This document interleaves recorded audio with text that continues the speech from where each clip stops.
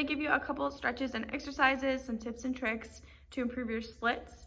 Now this is not gonna happen overnight. You're not just gonna magically be able to do the splits if you do these few things. You kind of have to work at it. We're gonna make sure we're doing these exercises correctly. One, to not injure yourself, but two, to actually have them improve your splits. We're gonna make sure that we warm up our bodies before attempting any of these. So your muscles, your body is kind of like pasta.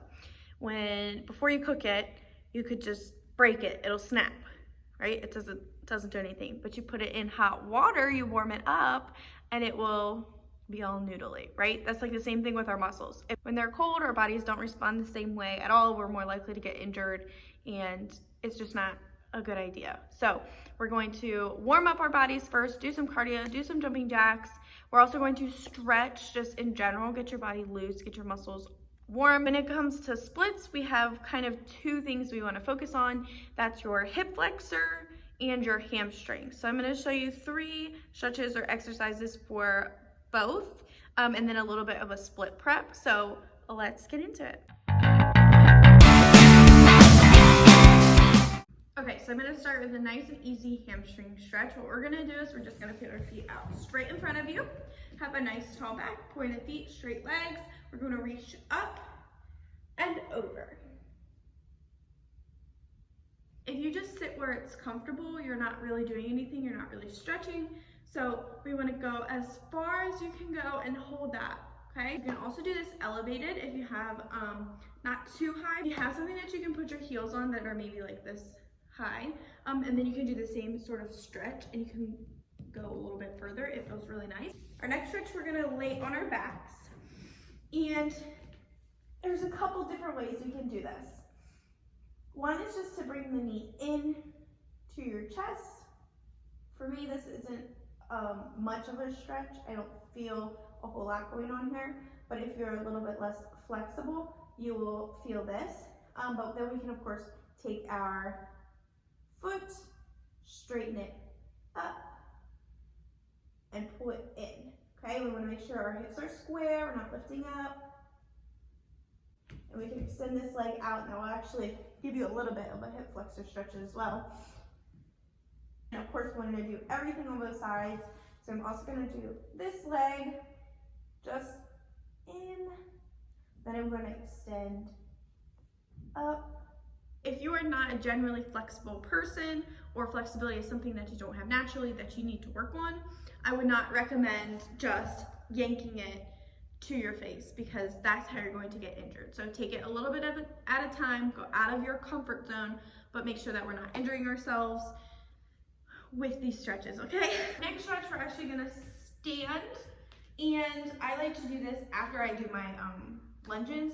So I would come from like a lunge position here, and I would slide my back foot up so that both toes are facing the front, my legs are straight.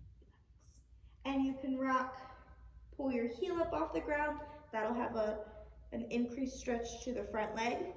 And then you can do the opposite. You can put this heel down and you can lift the front toe. This will be a little bit more of a calf stretch on this foot, but both are great. Here, your hip flexor is pretty complicated. You kind of have a lot going on there. We want to make sure that we also stretch and exercise this part of your body, because it is just as much part of your splits as your hamstring. So I will show you a couple exercises for your hip flexor. Okay, so we're gonna start out in kind of a lunge, not quite the traditional lunge that we would do when we're stretching like our hamstrings, but it is going to be similar. They call this a runner's lunge, I believe.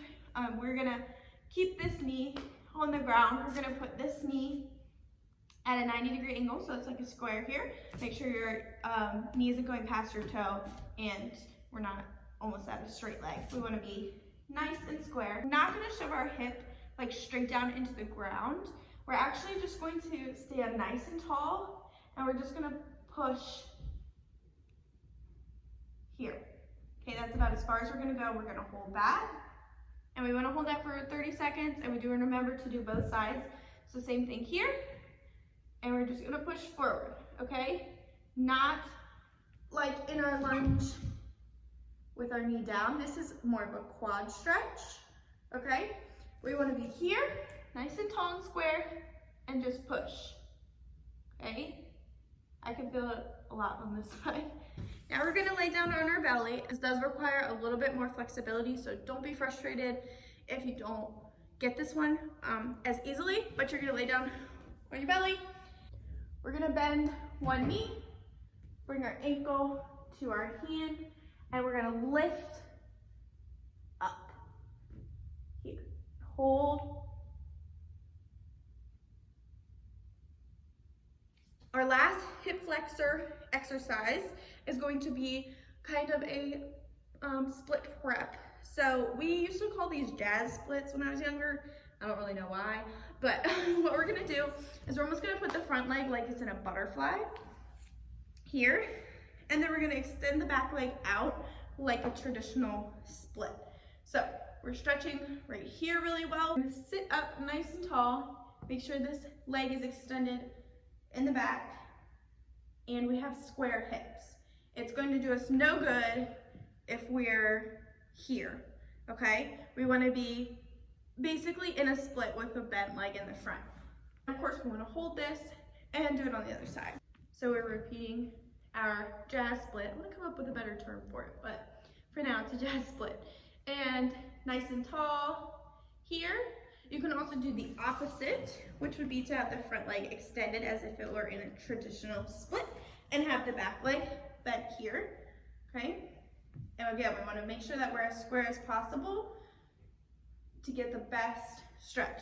We can try this as well, here. Now we're ready to start getting into our split. So for a beginner, I would say stand up, start standing up. If you have done splits before, you've been in dance for a while, you can just get into the splits, but I would say let's stand up. We're gonna step our front foot out past our hip, our back foot out, not too far, okay?